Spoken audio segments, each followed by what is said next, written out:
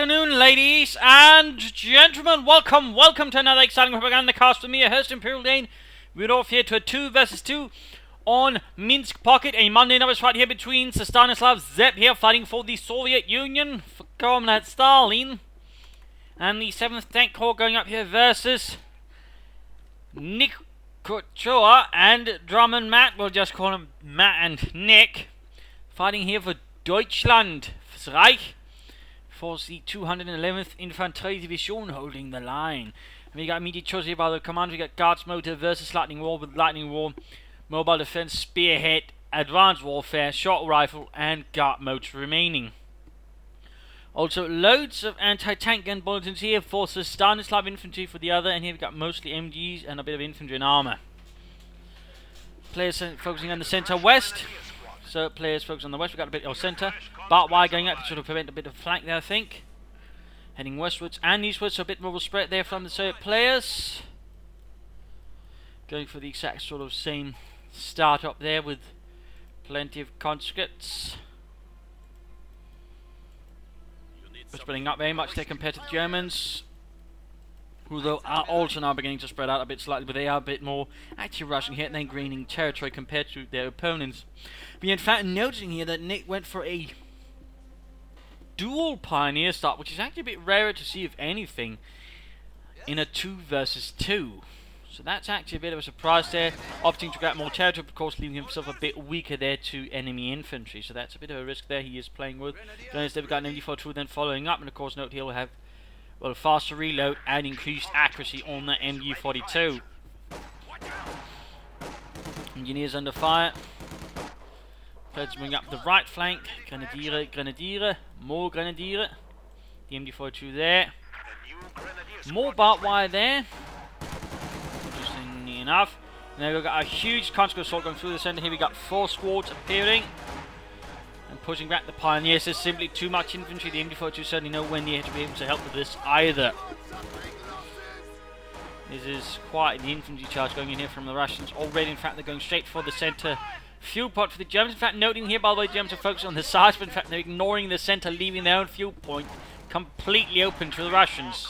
Pioneers getting stopped. The MD42 to where it is, set up here and trying to deal with the conscripts. Schnell, Dieter! Going for the Russian fuel point at the same time. There you go, MD42 ready. Conscript coming under fire, but of course, there's another squad moving up there. Quickly losing a gun and quickly getting bypassed there, but you know, that is why you usually want something else nearby the MD42. It's not really solid handling there by Nick. Already definitely something you want to be careful as a novice. Playing too, well, recklessly with your MG42 or other machine guns. That does tend to be a bit of a novice mistake. We got constantly up into Pioneers and Grenadiere. Pioneers pushing back the engineers there. Fuel point there being secured. Rather chaotic fight here. Pioneers and Grenadiers too many conscripts there. Thankfully, Sepp is not aiding. Sepp is busy hunting down some other units there, leaving only Stanislav here to secure the centre. To let him take some casualties here from Matt. We should be moving up more grenadiers to rapidly deal with that. We got tech up there from the Germans. Nothing so far from the Soviets. No thing in the bases. Not even an upgrade for their conscripts. Still an awful lot of infantry here swarming the field. Map control is definitely looking awkward. Definitely looking awkward. And the Soviets are getting fuel, the Germans aren't, so that's really not helping the Germans one bit. We've got MG42 setting up to cover different angles. There you go, can support a bit here around the fuel pump, but just a bit. Conscript versus Grenadier as well, both units out in the open, need to get into cover, into Deckung. Remember to use cover, people. Does tend to be a novice mistake to, for example, ignore cover and just find out in the open, which is generally, you know, not what you want to do. You generally want to use cover to sort of minimize the amount of fire it can take, and depending on, also if it's heavy cover, you know, the amount of damage.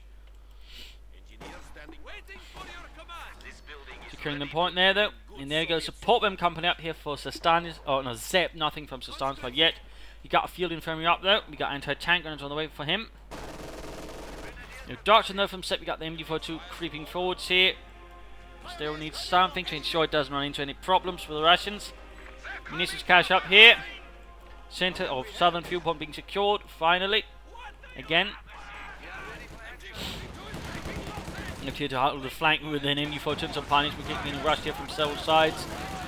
Nick really needs to be a bit more careful with his MG42 plate. It has too many holes in it and quickly can be easily outdone, in particular since he's being somewhat reckless with it. Rough grenades here.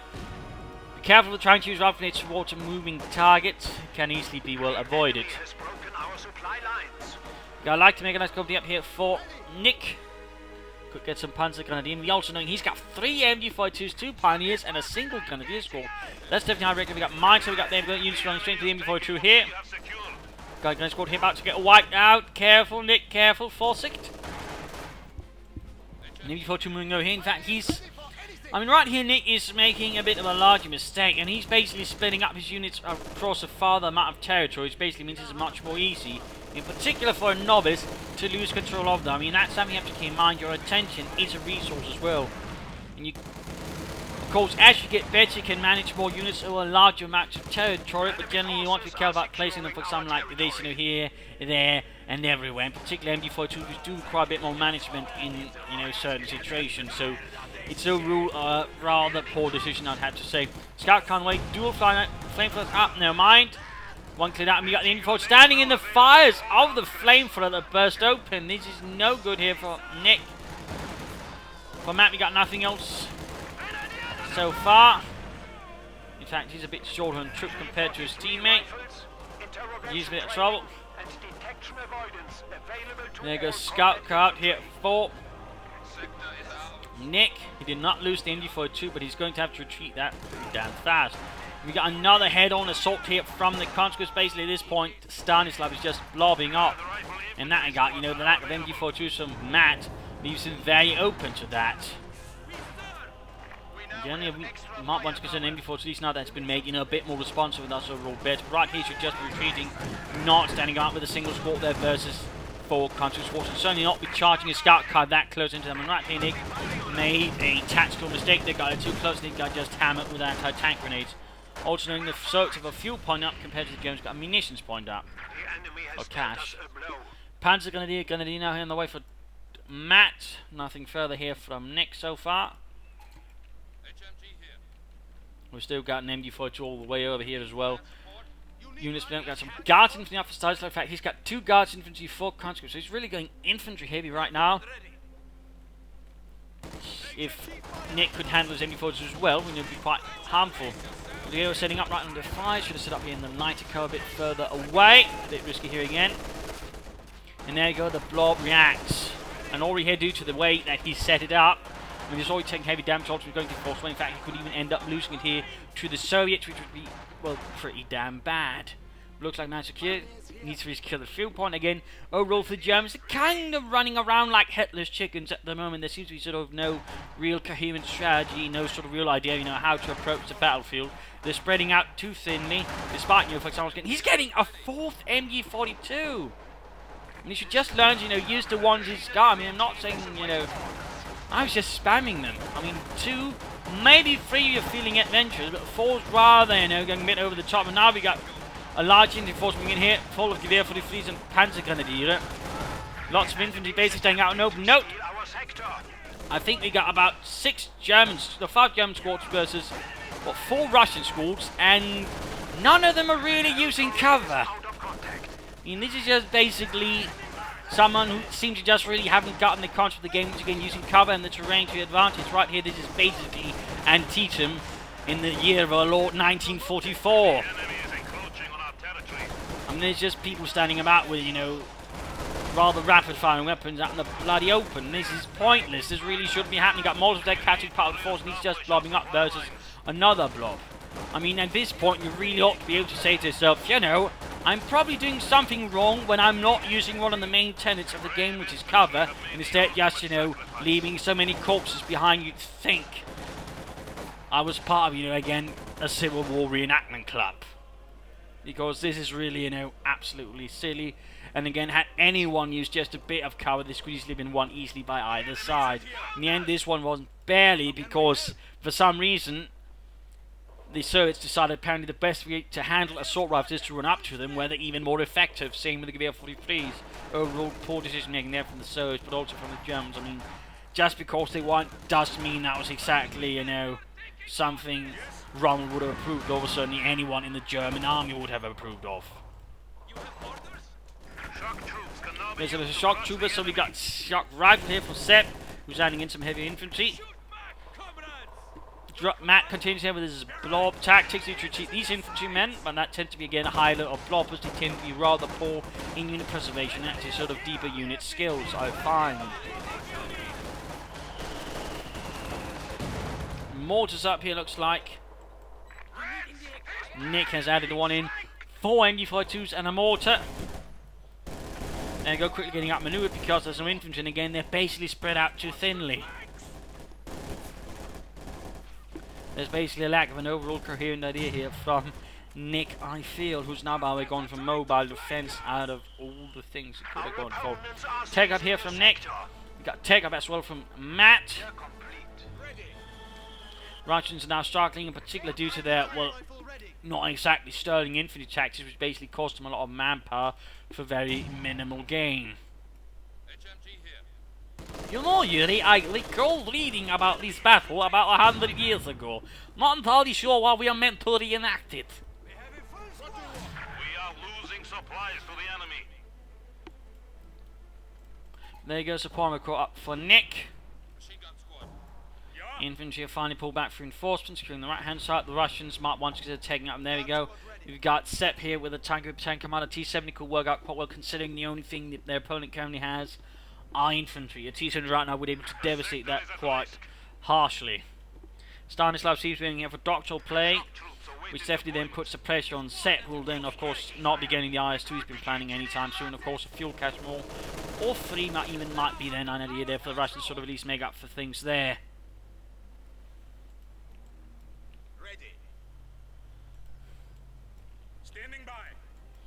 More talking about there, MG42s here and there.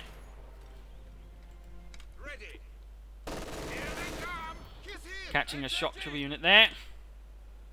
Then advances up. Yeah.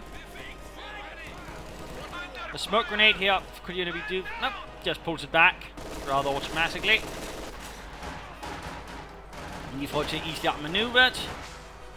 Double blob here. With small blob, big blob, drawing attention then flanking. We can call that flanking.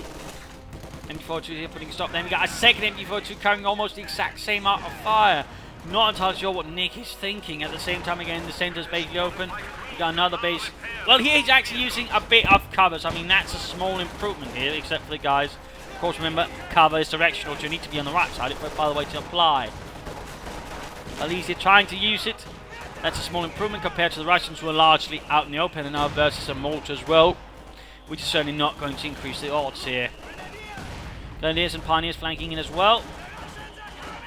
Now basically the Russians are just making themselves targets overall, inflicting heavy casualties into Stanislav, without necessarily getting off a lot of damage versus the Germans.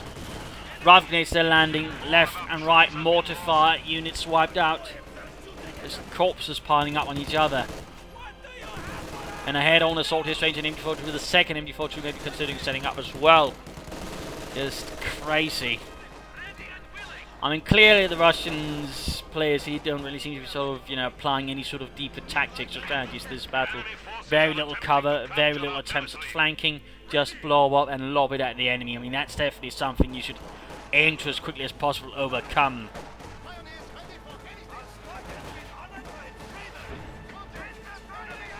Going away for Nick. T-3476 out. Again, at this stage, I would have probably recommended a T-70, then again, considering how he's playing it, of course, the T-3476 might be making a bit more sense. In the end, though, of course, the T-70 might be a bit too late now. Fuel cache getting, well, cleared out. Fuel point neutralized. Consider getting up another fuel cache there for the Soviets. T-34 just rushing ahead. Needs to be careful with that. Zep. Be careful.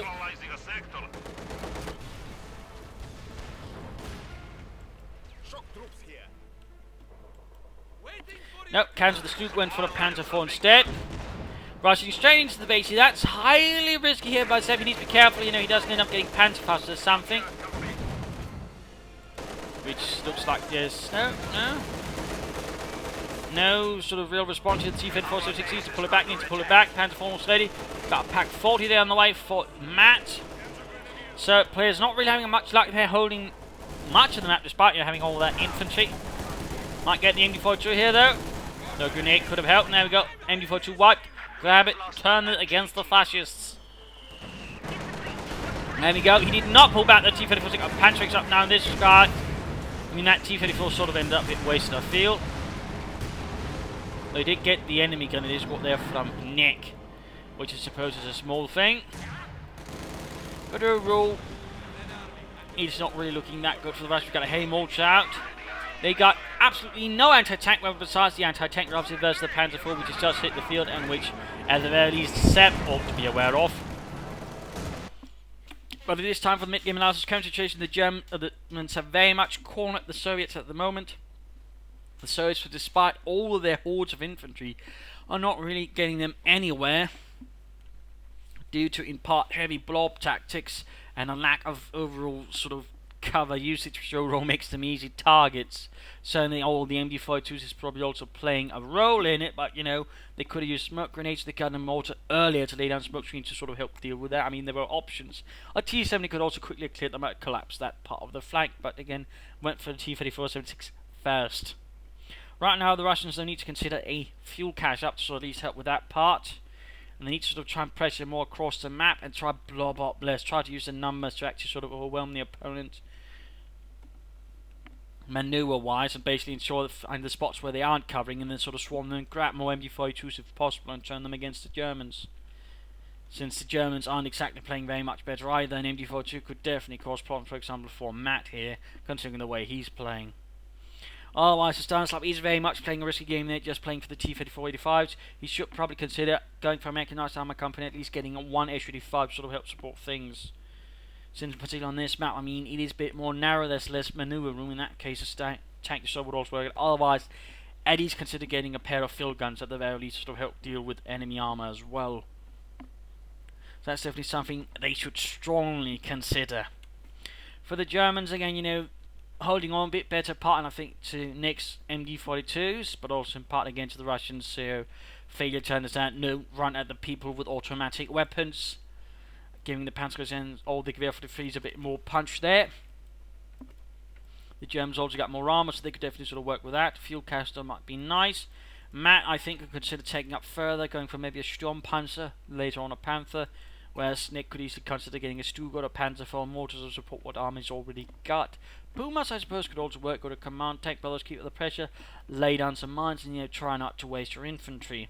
Nick, though, definitely needs some troops. He could consider, for example, just replacing them with Ostrom or so, at least that way have some kind of infantry.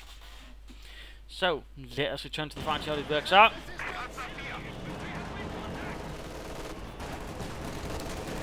So, the infantry again launching a horde assault. MD42 that helps. Suppress the MD42. There we go, Molotovs, grenade could also work out here for Sepp to clear it out. And no such thing.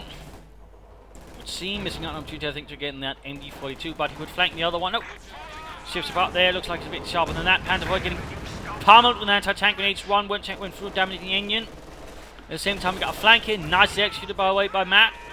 Although still would like to see a bit more, but still getting behind there, catching the heavy mortar. Field guns on the way for Sepp, nothing at all it seems for Stanislav on the other hand, just really now beginning to bleed out. Enemy forces are capturing our supplies. There we go, Kunski's running through the entire thing, dropping a PTRS as well for the hell of it.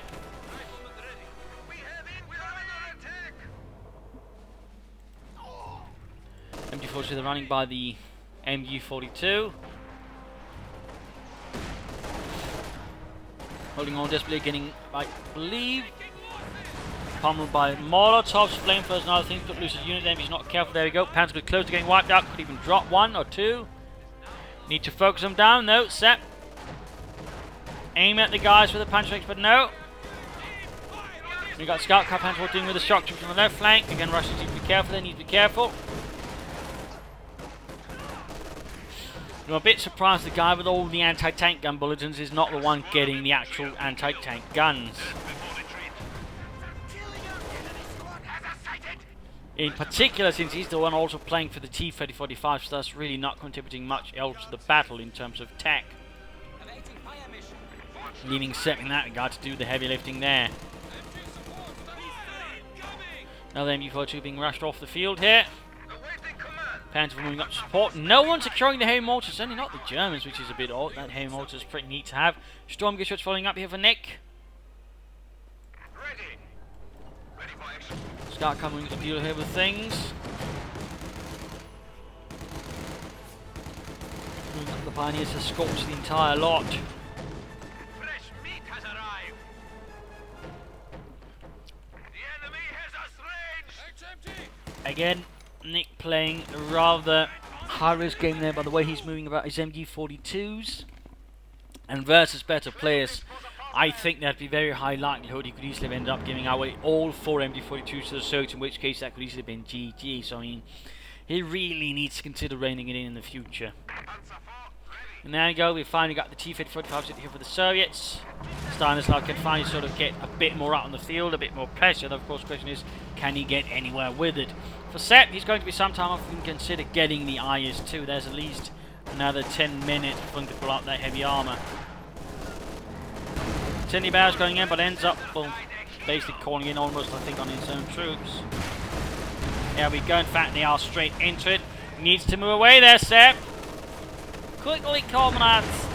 Let us get out of Stalin's fires.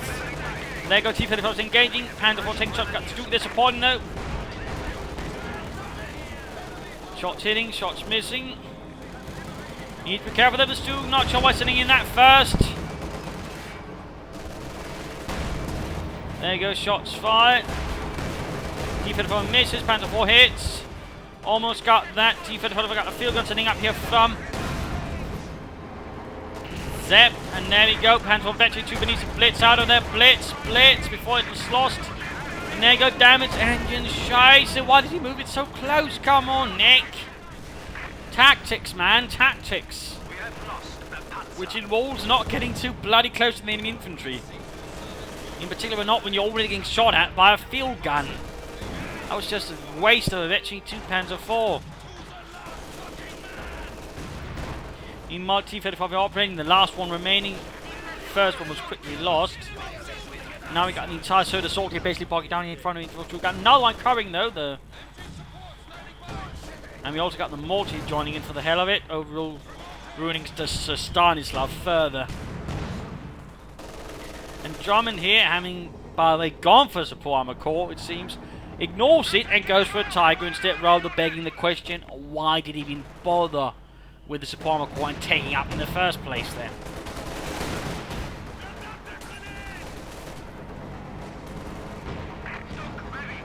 Stuke rolling forwards. No one still securing the heavy mortar. We just got a huge pile of corpses right there. Imagine that's men wasted by Sepp, in part due to that incendiary barrage. So, were we in this area? I don't know. I don't think so. Of course, there's an awful lot of dead Russians.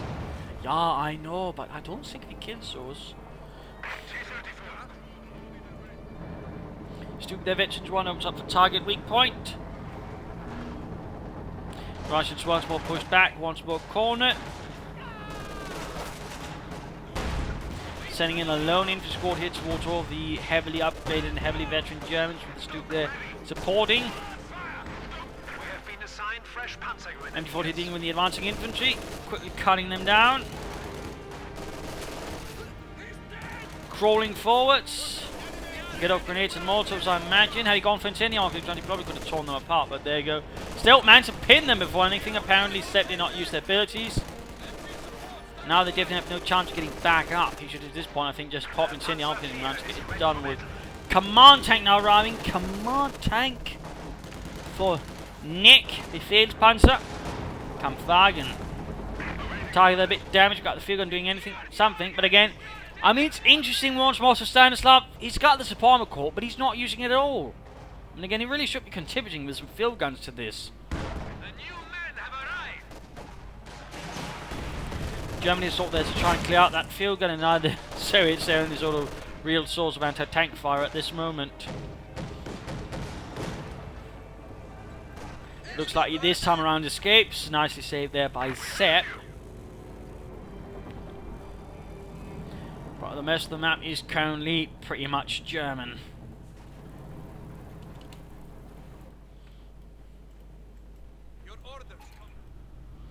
Just Russians standing about doing nothing. Germans with notably more anti-tank weaponry. Packs, Pex Panzers, Stugs. You name it.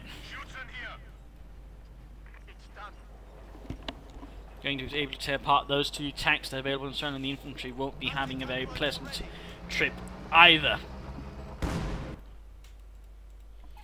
Got a half-track there on the way for Matt. Looks like he's going to try and break out here. That's good. So trying to charge through the centre. We got a field gun bombarding.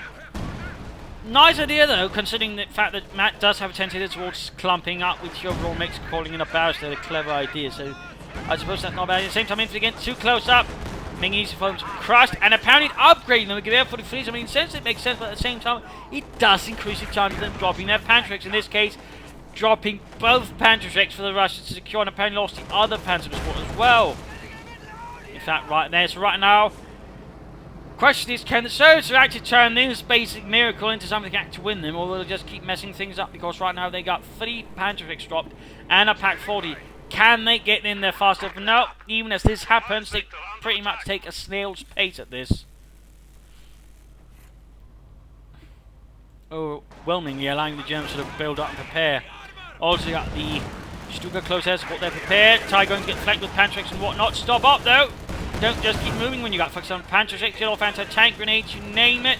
Instead, what he does then, in fact, note what he does, and in fact, I'm just going to pause to sort of further explain how bad an idea this is. He moves in the infantry with the Panzerschrecks closest within the range of the flamethrowers and the pioneers, instead of keeping them, somewhat shielded by the others. So, the ones with the Panzerschrecks, that which can actually damage the Tiger, takes the least damage. Instead, he's allowing them to soak up the damage for everybody else. I mean, really, this is just a poor tactical decision. And there we go, forced retreat rather rapidly. Panzerschreck drop, in which case, grab it, turn it against the Germans. Half-track hung about here, getting a flamethrower upgrade. Not securing the MG-42 against the Germans. There's an MG-42 by the coming, got the Panzerschreck recovered again. Might be able to get the Tiger, and almost got it, almost. Got Panda forced to flank in, but again, another poor tactical decision. What does Nick do? He charges in with the Stug first. Not the command tank, not the one with more armor, more health. No, the one with the least armor, least health. Again, that's a bad idea. And do consider what your units are. Command tank here taking heavy damage, exposed against rear scout, about to get wiped out as well. Both sides taking heavy casualties, but in this case, I'll say the Russians are the one taking the more massive ones at the moment. Flamethrower there. The right still got the Stuka to call in and wipe out some Soviet armor, even infantry. Need to reconnect some points here, get back that connection to the fuel. Infantry there getting hit by the T-3476, infantry forced away. MG-42 putting a stop to the infantry. Another Panther IV there for Nick. For Matt, I'm guessing another Tiger. But overall, the situation right now for the Soviets is not exactly looking bright. Fuel caches, by the way, note the positioning of the fuel cache. It's as far into enemy territory as you can put it, except putting it right next to the base. I mean, why on earth would you place it there? I mean, there's a perfectly good point right next to his own base. That makes no sense. An absolutely horrid decision right there by Nick. T-34 getting pummeled by Panzerschrecks. Lots of minefields actually wiping out a unit there. The Russian casualties just continue to pile up. And now Stanislav, there's just spamming more conscripts, not even trying to secure territory, get the fuel back or anything. He's just spamming conscripts. In fact, they only got the fuel point and their base, but they haven't even those connected. This is just looking horrible for the Soviets.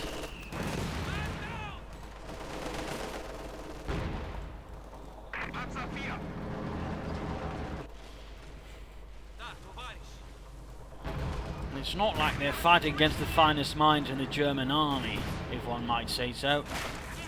Transforming in, flanking the T-3476. Nice execute there by Nick. Panzerschrecks going off as well. Probably going to lose that T-34-76 there to the German army. To the Panzerwaffe, and there we go, kaput. Another Panzer IV there for Nick. Destroyed one of our vehicles. Playing part moving to the Guardian. A bit reckless there by Matt, but seems to be working. In part due to all the other things supporting it. Forwards the Guardian to retreat. So it seems to be marching straight into the Panzer IV. The results are anything but surprising.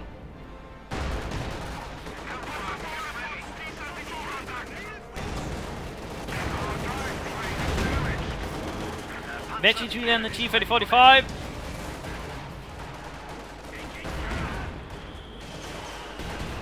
Looks like he's about to lose that T-3045 because he's not even focusing on taking down the Panzer grenadiers with his infantry. He's having those shoot at the Panzer. Come on, Sir Stanislav, get your priorities straight at the very least. One of our panzers has been destroyed. Right now, the Serbs are just getting slaughtered. Got a pack 40 there stolen away. That's something there for Sepp. Matt's not even getting any more armor. On the other hand, Mortar for some reason was moved up here to the front line. I mean, I'm not entirely sure what Nick is thinking half the time here.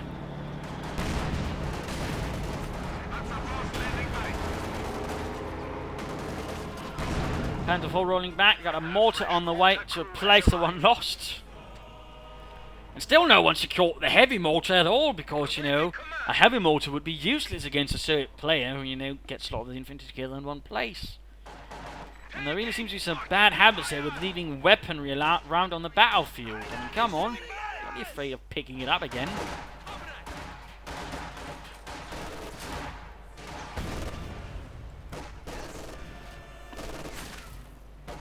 Grenadier moving ahead. Still nothing from here from Matt, who's just floating lots of fuel, not getting Tigers, Panzers, or anything.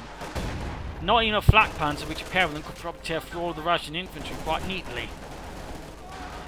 Laying down a Telemann right in front of your opponent's base is pretty ballsy, but at least try to keep an eye on him actually moving in. Or out of it, actually.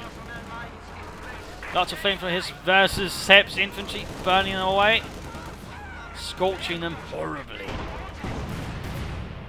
Minefields being laid down. This is a rather chaotic mess at this point. There's also pretty much winter. I don't think the Russians can get back. In particular, as Sir Stanislav, for example, continues to insist on blobbing up. There you go, straight high Telemann. Which goes up. There you go, roughly straight up on all this blob of infantry, taking out so many Guards infantrymen. 48 kills. 48 kills. 31. These two squads are almost taking out the entire company together. 8 men. You need something demolished?